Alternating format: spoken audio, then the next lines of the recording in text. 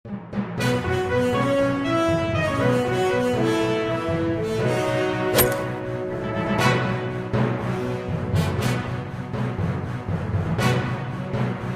باللہ من الشیطان اللعین الرجیم بسم اللہ الرحمن الرحیم الحمد للہ الذی ہدانا لہذا وما كنا لنہتدی لولا ان ہدانا اللہ لقد جاءت رسل ربنا بالحق ثم الصلاة والسلام علی اشرف الانبیاء والمرسلین سیدنا ونبینا وشفیعنا وحبیب قلوبنا وطبیب نفوسنا مولانا و مول الکونین جد الحسن والحسین ابی القاسم مصطفیٰ محمد اللہم صلی علی محمد وعلی محمد وعلی اہل بیتہ الطیبین الطاہرین اما بعد بسم اللہ الرحمن الرحیم یا ایہا الذین آمنوا کتب علیکم الصیام کما کتب علی الذین من قبلکم لعلکم تتقون صدق اللہ العلی العظیم۔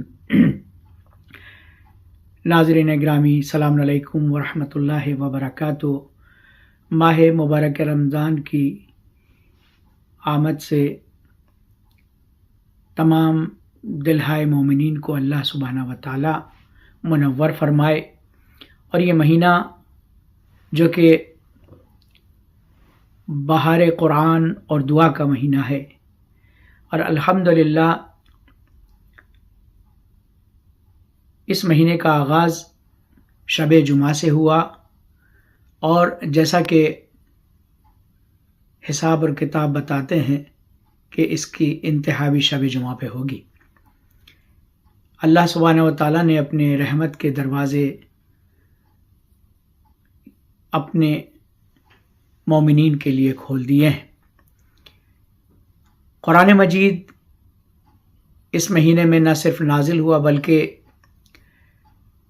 توریت بھی اسی مہینے میں نازل ہوئی، زبور بھی اسی ماہ میں نازل ہوئی، اور انجیل اور قرآن بھی اسی مہینے میں اللہ سبحانہ و تعالیٰ نے نازل فرمایا۔ قرآن مجید جو انسان ساز کتاب ہے، جس طرح سے جب آپ کوئی ڈیوائس خریدتے ہیں تو اس کے ساتھ ایک گائیڈ بک آتی ہے جو اس کو صحیح طرح سے چلانے کی ہدایت کے لیے دی جاتی ہے۔ اللہ سبحانہ و تعالیٰ نے اس انسان کو اشرف المخلوقات بنا کر اس کائنات میں، اس دنیا میں بھیجا، تو وہی یہ انتظام بھی کرے گا کہ اس انسان کو کس طرح سے چلایا جائے۔ لہٰذا اس سلسلے میں اللہ سبحانہ و تعالیٰ نے آسمان سے 104 کتابیں نازل فرمائی، جن میں 100 کتابوں کو تقریباً قوموں نے خرد برد کر دیا، لیکن 4 کتابیں جو آج بھی لوگوں کو یاد ہیں، جس کے ذریعے سے ملت چل رہی ہے، زبور، توریت، انجیل اور قرآن۔ زبور، توریت اور انجیل میں بھی لوگوں نے ملاوٹیں کر دی، لہٰذا اللہ سبحانہ و تعالیٰ نے ان کتابوں کو بھی منسوخ کر دیا کہ اب قانون بشر کے لیے ہم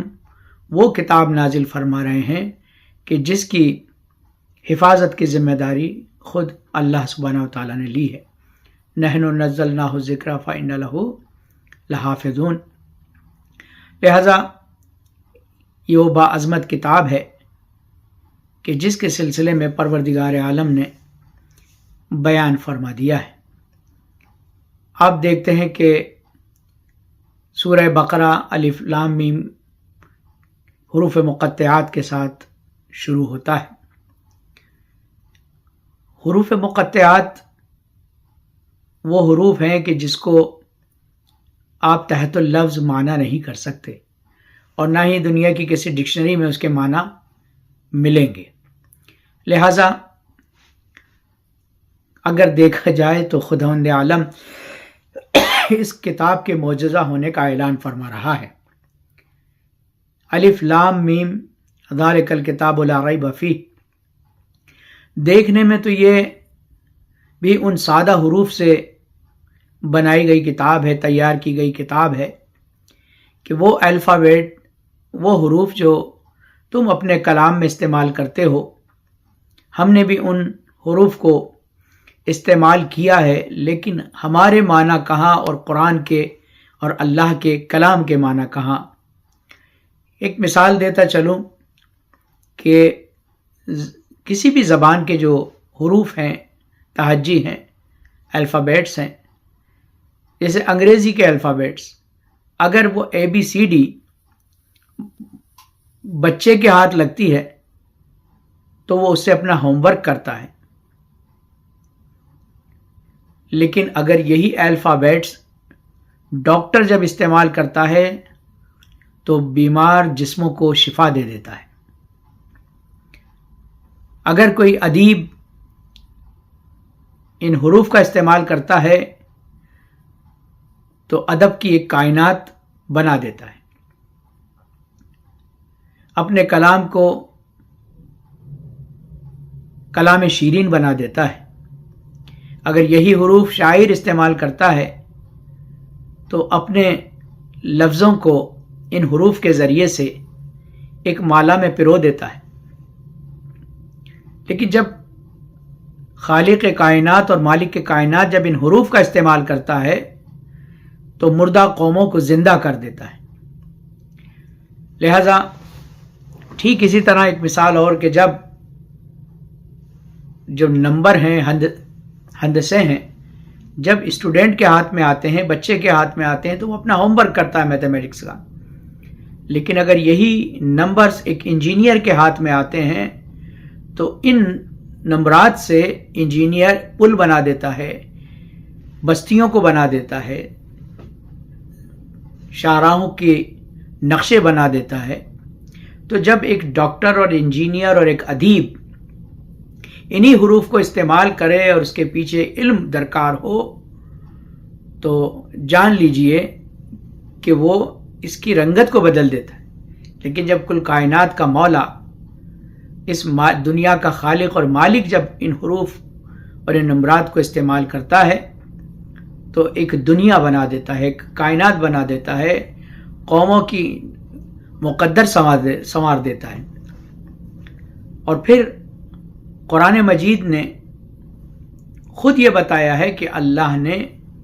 اس کتاب کو جو نازل کیا ہے اس کے مقصد و غرائز کیا ہیں۔ قرآن قوموں کے لیے، انسانوں کے لیے شفاء و رحمہ قرار پایا کہ یہ شفا بھی ہے اور رحمت بھی ہے۔ شفا کہتے ہیں کسی چیز کو ختم کرنے، زائل کرنے، ریموو کرنے کو شفا کہتے ہیں۔ جیسے ہم دعا کرتے ہیں کہ خدا آپ کی اس بیماری کو شفا عطا میں بدل دے، آپ کو شفا عطا فرمائے، یعنی آپ کی یہ جو بیماری ہے زائل ہو جائے، ختم ہو جائے، ریموو ہو جائے۔ اور رحمت کے ایک معنی ہے بلڈ اپ کرنا، بنانا، ساخت و ساز۔ تو قرآن کہتا ہے کہ ہم نے لوگوں کے کھوکھلے عقائد پر ان کے عقیدے کا محل نہیں بنایا ہے، بلکہ قرآن نے پہلے ان کے برے عقیدوں کو ڈیمولش کیا ہے، ختم کیا ہے، ریموو کیا ہے، تب کہیں جا کر ایک ایمان کا محل بنایا ہے، تعمیر کیا ہے۔ شفاء و رحمہ للناس، لوگوں کے لیے شفا اور رحمت ہے، لہٰذا لوگوں کو برے عقیدوں کو، برائیوں کو ختم کرتا ہے، پھر اس پہ اچھائی اور سچائی کا محل اور عمارت کو تعمیر کرتا ہے۔ اب قرآن مجید اپنے بارے میں کیا کہتا ہے؟ کہتے ہیں قرآن کے مضامین کی تحلیل کے سلسلے میں سب سے بہتر طریقہ یہ ہے کہ ہم پہلے قرآن ہی کو دیکھیں کہ اپنے بارے میں اس کا کیا نظریہ ہے اور وہ اپنے آپ کو کس طرح پہچانواتا ہے۔ سب سے پہلی بات جو قرآن اپنے بارے میں کہتا ہے وہ یہ ہے کہ تمام کلمات اور اس کی تمام عبارتیں خدا کا کلام ہیں۔ قرآن صریح طور سے کہتا ہے کہ پیغمبر اسلام کا یہ کلام نہیں ہے۔ وما ینطق الہوا، ہمارا نبی تو اپنی مرضی سے کچھ نہیں بولتا جب تک کہ اس پہ وحی نازل نہ ہو جائے. تو جب لوگوں کے جوابات دینے کے لیے آخری نبی حضرت محمد مصطفیٰ صلی اللہ علیہ وسلم جو قدیم تاریخ جو ہے قوموں کے بارے میں بتاتے ہیں، تو قرآن ان کو آیت نازل ہو کر بتاتا ہے کہ اے میرے نبی ان سے یہ کہہ دیجئے. دوسری وضاحت جو قرآن اپنے بارے میں کرتا ہے وہ یہ ہے کہ قرآن لوگوں کو ہدایت کرنے والا اور ان کو تاریکی یعنی اندھیرے سے نور کی طرف لانے والا ہے. چنانچہ ارشاد ہوتا ہے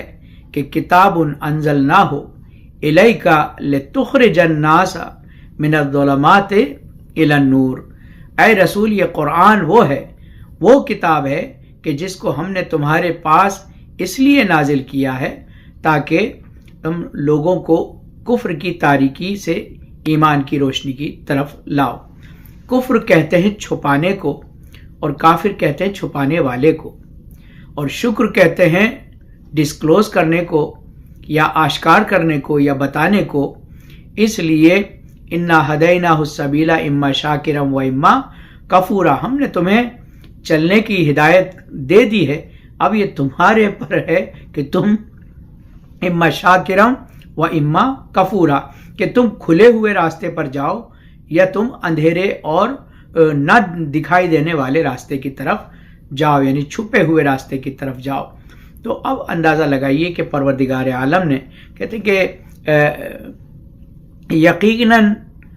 ان تاریکیوں کے مصادیق میں سے ایک مصداق جہالت اور نادانی بھی ہے. قرآن بشر کو اس تاریکی سے علم کی طرف لاتا ہے، لیکن اگر تاریکیاں صرف نادانی کا نام ہوتا تو اس چیز کو تو فلسفی بھی دور کر سکتے تھے. لہذا اس کام کو کرنے کے لیے دنیا میں ظلمات اور ظلمت اور نادانی سے زیادہ خطرناک ظلمتیں موجود ہیں جن کا مقابلہ علم کی طاقت سے باہر ہے. اگر کوئی عالم ہے تو وہ بھی صرف چونکہ بہت ساری اندھیرے ہیں، مثلا منفعت پرستی یعنی صرف اپنا فائدہ سوچنا، خود پرستی صرف اپنے آپ کو ماننا، خواہشات نفس کی پیروی وغیرہ، اس کو علم سے نہیں بلکہ اس کو عمل سے دور کیا جا سکتا تھا. یا کہتے ہیں کہ جن کا مقابلہ علم جو ہے علم کی طاقت سے باہر تھا، لہٰذا پروردگار عالم نے ان تاریکیوں سے چھٹکارا دلانے کے لیے قرآن کو نازل کیا. اور کہتے ہیں کہ تاریکی کی مثال ظلم و ستم وغیرہ سے دی جا سکتی ہے. عربی زبان میں لفظ ظلم مادہ ظلمت ہی سے نکلا ہے، اور کہتے ہیں اس کے معنی ہے ستم کے. اور عربی زبان میں لفظ ظلم مادہ ظلمت ہی سے نکلا ہے اور اسی کا مترادف ہے. کہتے ہیں کہ جو اجتماعی اور معنوی تاریکیوں کی نشاندہی کرتا ہے. ان تاریکیوں کا مقابلہ کرنا قرآن اور دیگر آسمانی کتابوں کا کام ہے. قرآن جناب موسیٰ سے جو ہے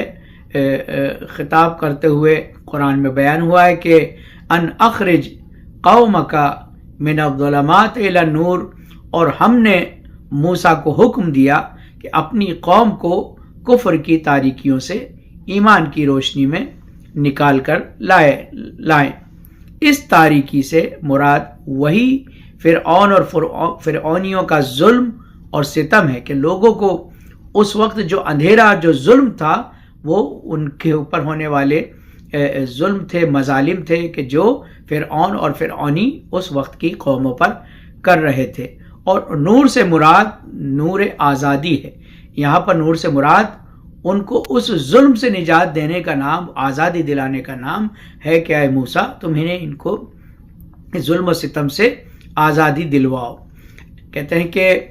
اہل تفسیر نے یہاں پر ایک نقطہ یہ بھی بیان کیا کہ ہمیشہ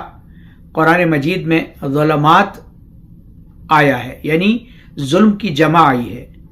صرف ظلم نہیں کہا، جہاں بھی استعمال ہوا کا ظلمات، یعنی چونکہ قرآن صرف ایک ظلم سے، ایک طرح کی تاریکی اور اندھیرے سے نجات نہیں دیتا، بلکہ انسانوں کو ہر طرح کے ظلم سے آزادی دلانا چاہتا ہے۔ اور یعنی کہتے ہیں کہ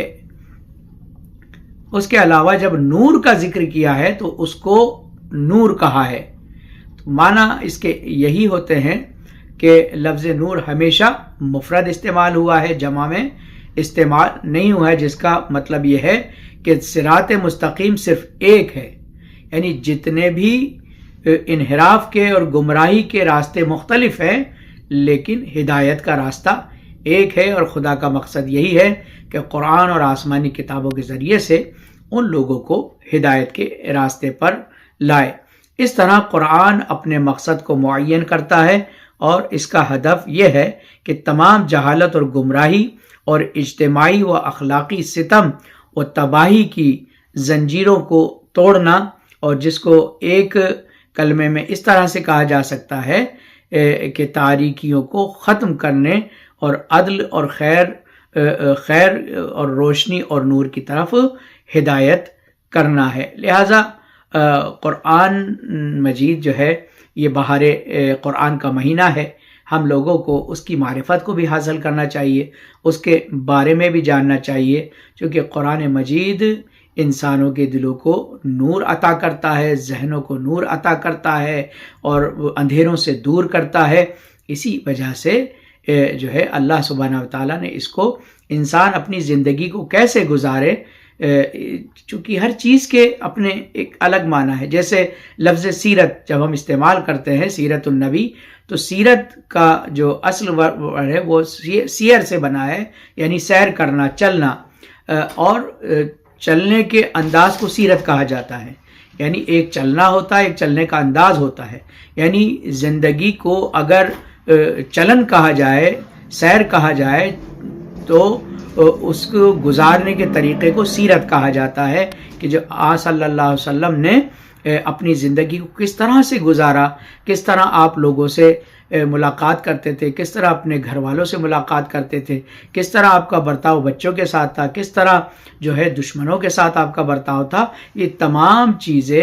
ہمیں اور آپ کو سیکھنے کا موقع فراہم کرتی ہے، تاکہ جو ہے انسان اس چیز کو جانے۔ کہتے ہیں کہ قرآن کی معرفت حاصل کرنے کے لیے عربی زبان کو بھی سیکھنا یا جاننا ضروری ہے، کیونکہ جب تک آپ کسی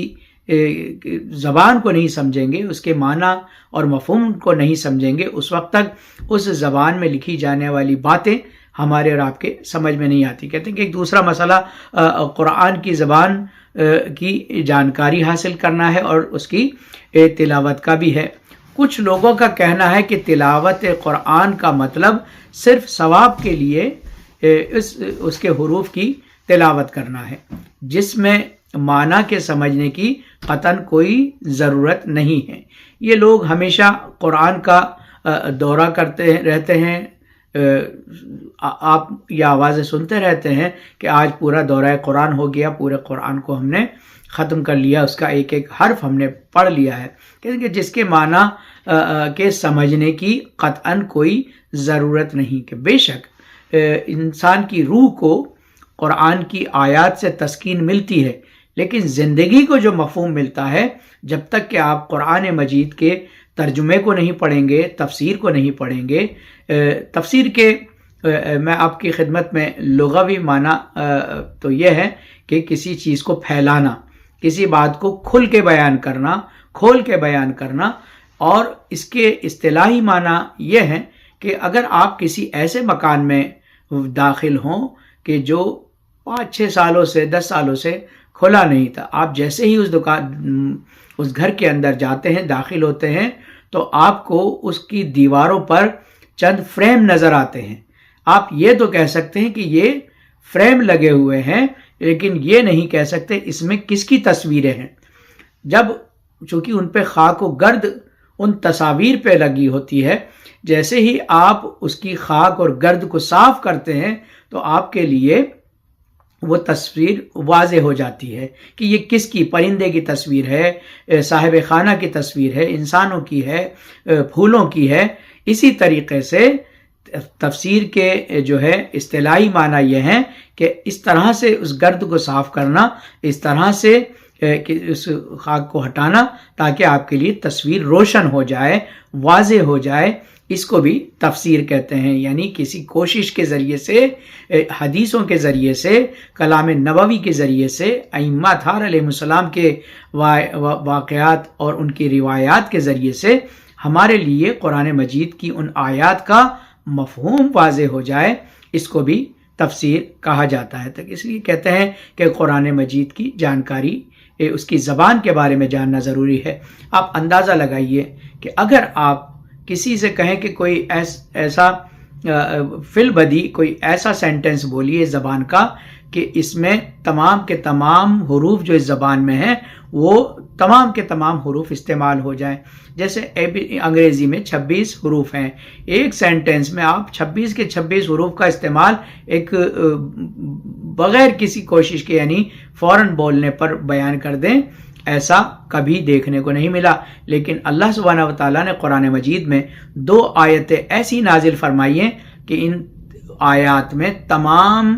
حروف تہجی جو الفابیٹ عربی میں استعمال ہوتے ہیں وہ سب کے سب ان آیت میں پورے ایک ہی جملے میں استعمال ہوئے، ایک ہی آیت میں استعمال ہوئے ہیں۔ اس کے معنی یہ واضح ہو گئے کہ اللہ نے ان حروف تہجی عربی کی تعداد بھی بتا دی ہے اور ان کو اب کوئی نہ بڑھا سکتا ہے اور نہ کوئی اس کو گھٹا سکتا ہے۔ آپ اندازہ لگائیے کہ اللہ سبحانہ وتعالیٰ کا یہ کلام ایسا معجزہ ہے کہ جس کو جبھی تو لوگوں کو کہا گیا کہ تم اگر چاہو تو اس کے برابر ایک سورہ لا کے دکھا دو، سورہ نہیں تو ایک آیت لا کے دکھا دو، لیکن کوئی بھی یہ جرأت نہ کر سکا کہ اس طریقے سے جو ہے کہ اس کلام کو لے کر کہ قرآن کے معنی سمجھنا بھی خصوصیات کا حامل ہے، اس کی طرف بھی توجہ رکھنی چاہیے۔ بہت سی کتابوں کو یاد کرنے کے لیے پڑھنے والے کو جو بات حاصل ہوتی ہے وہ تازہ افکار کا ایک سلسلہ ہوتا ہے جو قاری کے ذہن میں پہلے سے موجود نہیں تھا، پڑھنے کے بعد ہی حاصل ہوتا ہے۔ یہاں صرف پڑھنے والے کی عقل اور قوت فکر ہی ہے کہ جو فعالیت میں مشغول ہوتی ہے، لیکن قرآن کے سلسلے میں بغیر کسی شک و شبہ کے یہ بات طے ہے کہ اس کو سمجھنے اور سکھانے کے لیے پڑھنا چاہیے، اور خود قرآن نے بھی یہی بات کہی ہے۔ لہذا قرآن مجید میں ارشاد ہوتا ہے کہ کتاب انزلناہ الیکا جو ہے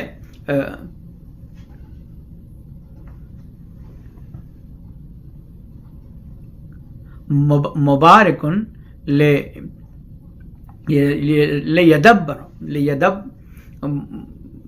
لیدبروا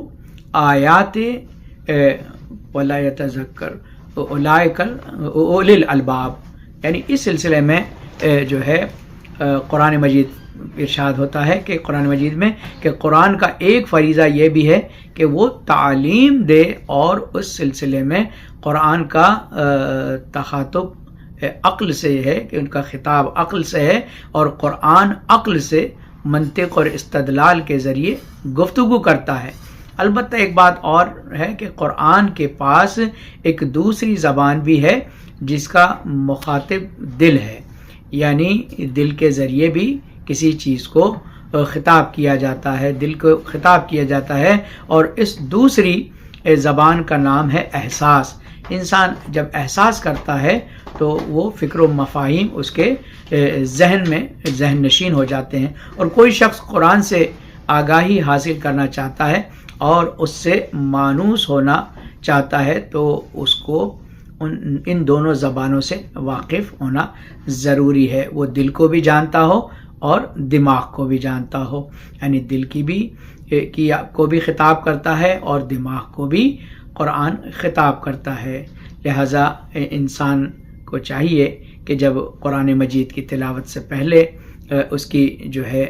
عربی زبان اس کی زبان کو بھی سیکھے جانے، تاکہ انسان جو ہے قرآن کے جو مخاطبین ہیں، کہتے ہیں کہ قرآن کی شناخت تحلیلی کے سلسلے میں من جملہ نکات کے اس بات کا بھی استنباط کرنا چاہیے کہ قرآن کے مخاطب کون ہیں، اور اس بات کی تشخیص اور تعین ضروری ہے۔ مثلا ہدی للمتقین،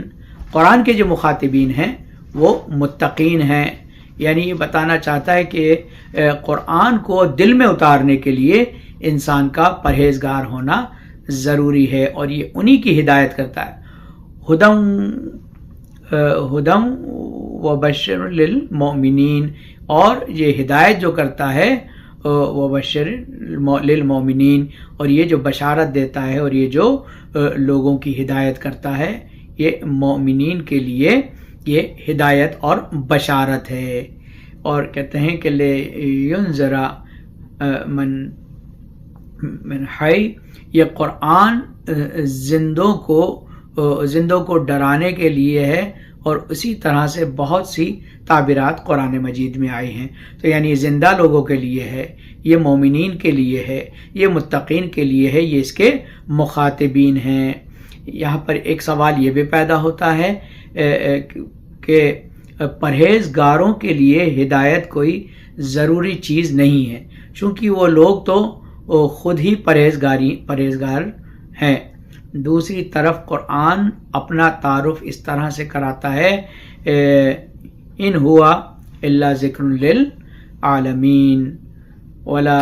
تعلمن نباہ بعد حین، کہتے ہیں کہ یہ قرآن ساری دنیا کے لیے مائع بیداری ہے، اور اس کی خبر تم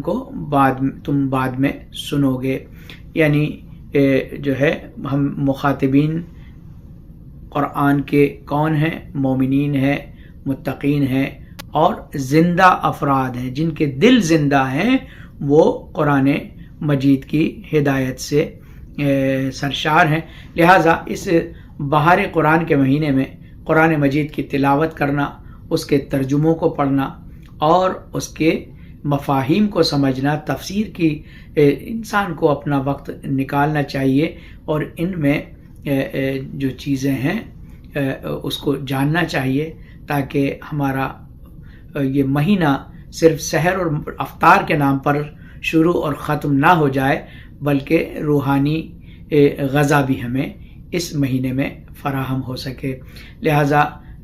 تمام مومنین کی طاعت اور عبادت کو پروردگار عالم قبول فرمائے، اور ہم سب کو اس مہینے میں زیادہ سے زیادہ قرآن مجید کے مفاہیم کو سیکھنے کی توفیق عنایت فرما۔ وآخر دعوانا، اور پروردگارہ اس دنیا میں ہونے والے ظلم سے نجات عطا فرما،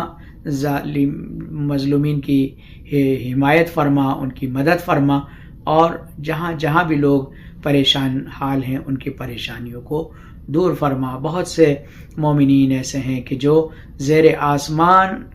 جنگوں کی وجہ سے زندگی گزار رہے ہیں، اس بہار قرآن کے مہینے کے صدقے میں اور آل محمد کے صدقے میں ان سب کی مدد فرما، اور ان کو ایک عزت کی زندگی عطا فرما۔